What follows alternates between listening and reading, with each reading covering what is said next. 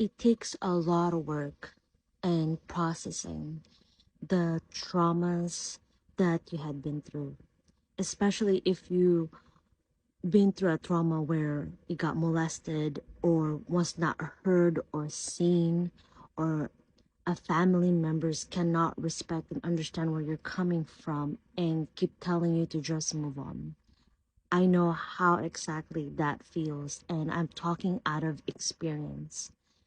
The hardest part to believe is that you cannot make them understand.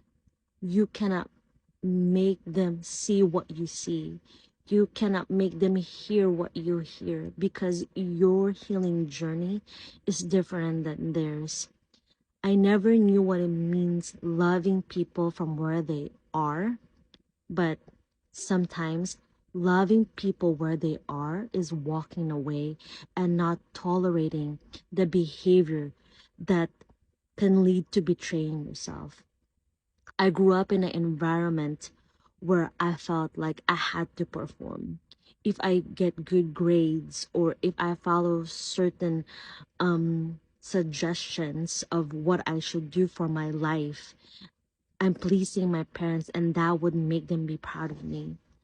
Yet I didn't have an environment where there's a cultivation of um, teaching me to be confident in my choices, to follow what I'm good at.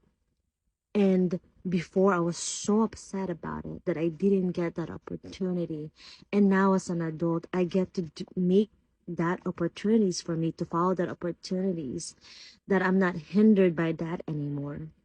And that what happened to me, or what I've experienced from people who are close to me, have a different perspective, and it's not my job to fix it.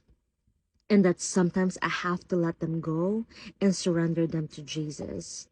And what I learned from my healing journey is that as much I learned about psychological stuff to be trauma informed, there's also important to know deliverance through Jesus, to know that there are spiritual warfare that we battle as we heal from our traumas. We cannot look at our healing in just one way. We have to look at all aspects that affects our life, may it spiritual, psychological, emotional, financial, relationship.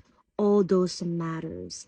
And coming from nursing, which I've always said that it's not something that I wanted to do, but I'm very grateful that I had that experience, because now when I talk about my healing journey, I greatly appreciate what I've learned from it.